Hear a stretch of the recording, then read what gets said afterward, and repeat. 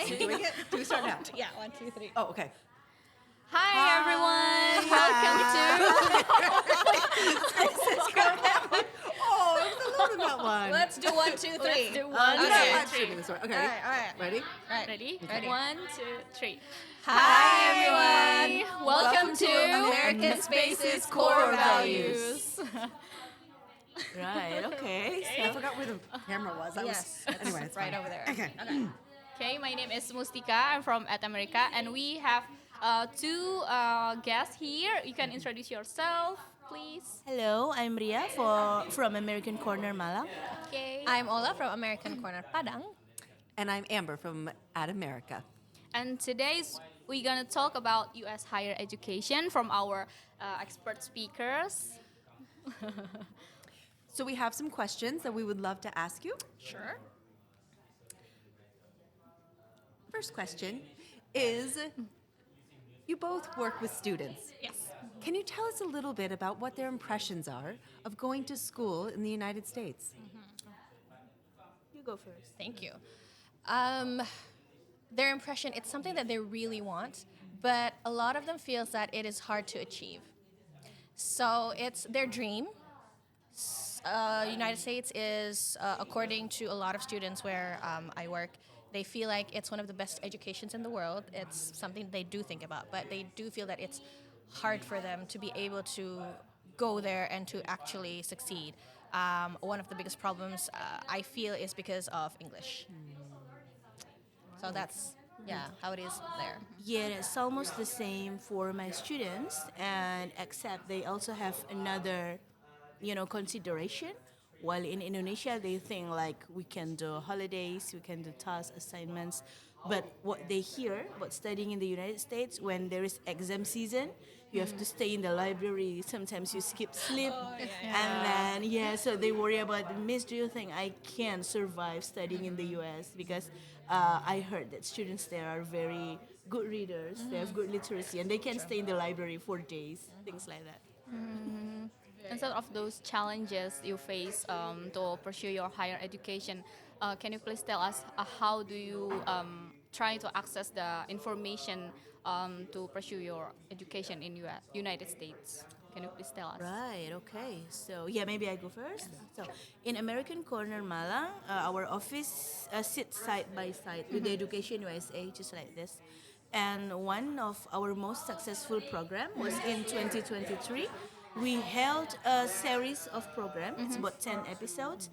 We try to guide students starting from finding the best universities, how to write motivation letters, how to find supervisors, and then how to boost your IELTS score or the TOEFL IBT score, and how to win Fulbright or LPDP or things like that.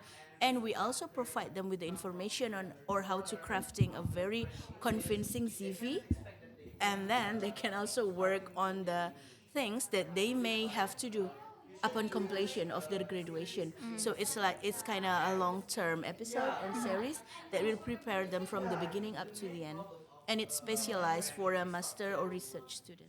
Oh yeah, that is actually nice. How about you, Miss Ola? So in Amcor or American Corner Padang, we don't have Education USA, but we work together with Education USA in Medan. Oh, yeah. So because it's in our area. It's closer, right? Yes, it's in our region. So when Education USA has programs, or if we need specific programs, we can ask Education USA, and that has been done in the past. It's the same. Usually, workshops or sharing sessions about steps to be able to get a scholarship or how to go to school in the United States, how to pick and choose a university, because it's not just about going overseas or to the United States, but it's about also picking your university, because a lot of the times, a lot of cases where they don't feel comfortable in the university, and it's about the weather, it's about whether you want to be in the city or you want to, so those information is something that we share also.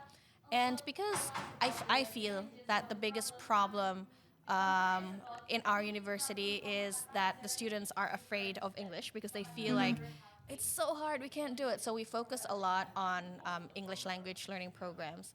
But because I also teach classes, I make sure that in those classes, when we learn about English, we focus on how to build their courage, and so more of an encouragement, and then bring them over to the corner, and then use all of our resources that we have. We have magazines, we have books, we have movies, we have DVDs, we have our TV, right? We have a lot of things that we can use at the corner to help them.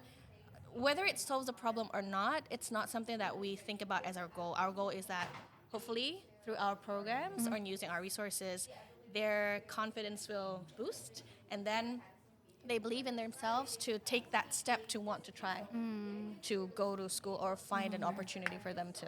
So to you're go actually to. a lecturer, Yes. right? How do you find them while you are encouraging them to joining the American Corner? How they reaction toward? Actually, they're really excited because in our university, the American Corner is something that the students really actually like. And so we have about 1,000 or more visitors every month. That's a lot. That's a for a lot, month. yes. Because we do have a big space, and students come to study, to just get out of the heat, to talk with their friends, do their homework, etc., etc. But being there, they're also exposed Yeah. to American books, American magazines, and cultures, and from there they know that they have programs. Yeah. We do this and we do that, and so I feel like it's a great place for them to be comfortable with who they are and what they have to do as a student. So That's actually the great start for them to have an exposure to United States, yes, right? yes. How about from American Corner, Malang? Yeah, that's pretty much the same, except beside the higher education, and then they also get lots of insights and also information. In American Corner, they can do lots of core values. Like, so sometimes we work with the NGO, and the students work on the climate change, and then they also work with us. And then we can also play things like game-based education. Oh, Yeah, and then we also, last time we held a human library where we invite 4 different women from 4 different countries, and then they talk about everything about the change for education from the different countries. Yeah. And we gather for about 20 people, and we group them. Like one group will fit 5 people, and then they will sit with one woman and then listen to their stories for about 30 minutes. That's and then really after that, they move to the woman number 2, and then to listen to the another story. So the human library works very well. So yeah, we will promote our programs, and from there we can gather the volunteers, and we can also do some promotion, like when you need anything information about studying in the United States, like you better stay here, stay tuned, because you will get the first information compared to the other students in this university, things like that. So, It sounds like you're both doing absolutely amazing work and not only you. connecting to students and helping to build some of the skills that might help them feel successful in school in the United States, but also raising awareness of some of their concerns and maybe perceptions. Feel a little, calmer, right? A little bit more knowledgeable. Is there, and it sounds like you reach a number of students. 1,000, that's huge. Yeah. Are there students that you feel like you're not reaching? And are there ways to sort of, that you can see to access demographics that we haven't been able to?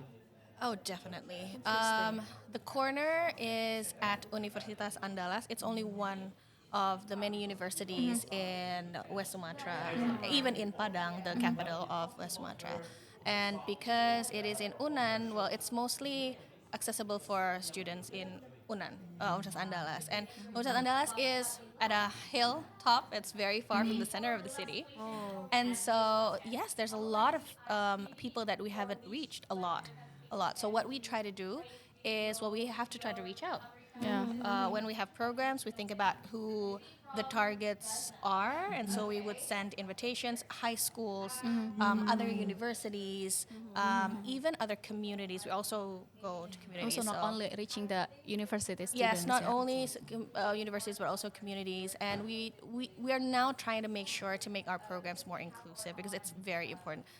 So far, our programs have been mostly for the majority of us, and we realize that it's not just us living here, right? So we're trying to do that step by step, but yes, we have not been able to reach a whole lot of the people outside of that hill, and so we're trying to do that. We're also trying to get out of Padang. We're trying to move to other cities outside of the capital, try to reach out to other areas, because information like this, we have to share it. So, and it's free.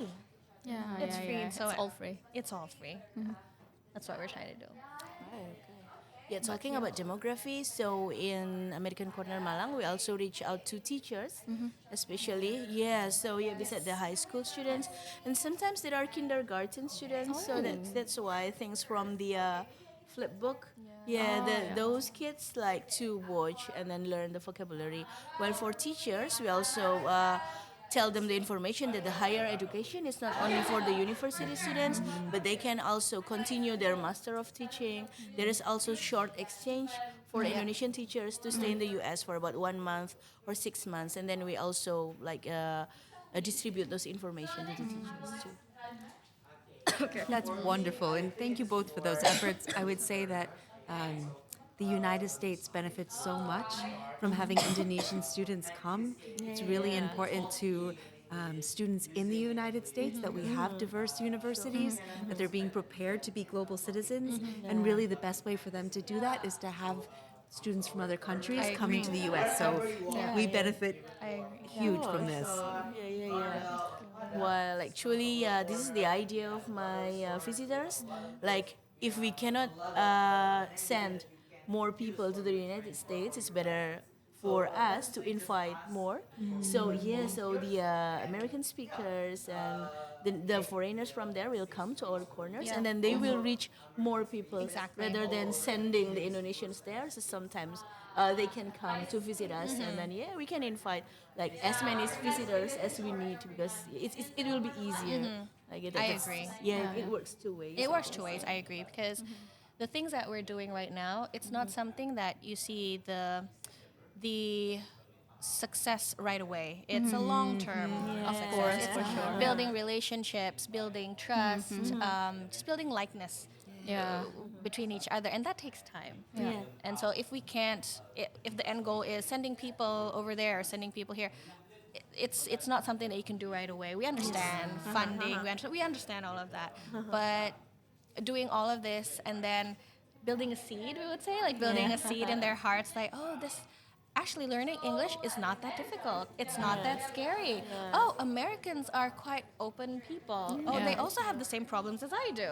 We have the same struggles. And hopefully from that, then they like, okay, I want to try and do this. And then they do it. I think the work is mostly about that, rather than giving a quick higher count to how many people go. Because that it takes a lot of effort. Well, this takes a lot of effort too, but you know, it's trying to build that relationship. I think that's what we're trying to do. That's actually interesting how we hear about your story about to reach the students, and there must be a successful story from your student, right? Can you tell us a little bit about that? All right. Maybe speaking of the exchange student, like United States have a lot of exchange program, right? Like Yes. Wisely, Kyle, yes, or Yeah. Fulbright. Is Oh, there yeah, any I successful remember. stories about One that? of my volunteers got chosen for the SUSI program. Is he stayed in Pennsylvania for about a month with the other students from the lots of countries to talk about the interreligious conversation and the interfaith dialogue.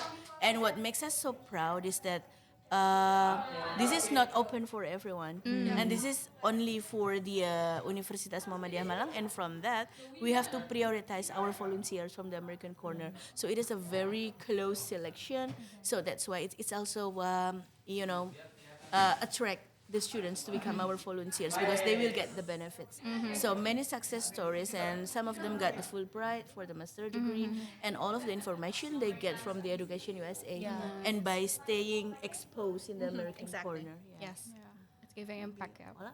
Yes. Volunteers. Some of our volunteers have also had, I think, exchanges too. But I think one of the ones that actually touched my heart really was we had a visitor. I think in the early days when we were just open. So we were open in 2014, about 10 years ago. Wow. So when we have programs, we would have this visitor who would come she would take about 2 hours or 3 hours to come to our corner for a program that's only about an hour, 2 hours. And she would do that every time. She has this, she's always happy and she wants to learn. And we're not talking about, oh, she has great English. And it's not, the great English thing is like number, I don't know. And then she would come and she would do that for a certain period. I don't remember. And then after that, what I heard was that she actually got an exchange and she went to the United States. Oh, yes, a beautiful It means that yeah, she was not a person living in Padang. She was not a student from our university. She had to make the effort to come on a public transport to our university for a program that's only half of the time that she needed to come. And then she made it. So the persistence. persistence, her effort, it's something heartwarming, I would say. Yeah, it's for things like that that we do this. And so and she's so happy. That is And so so- heartwarming stories. Yeah. Thank you so much for sharing your expertise and your experience in reaching more audiences to have exposure for Education USA. And we hope that it inspire people out there or many students out there who want to pursue higher education in the United States. And I think that is all from our podcast episode. Thank you so much, everyone, for watching us. Thank you. See you. See you.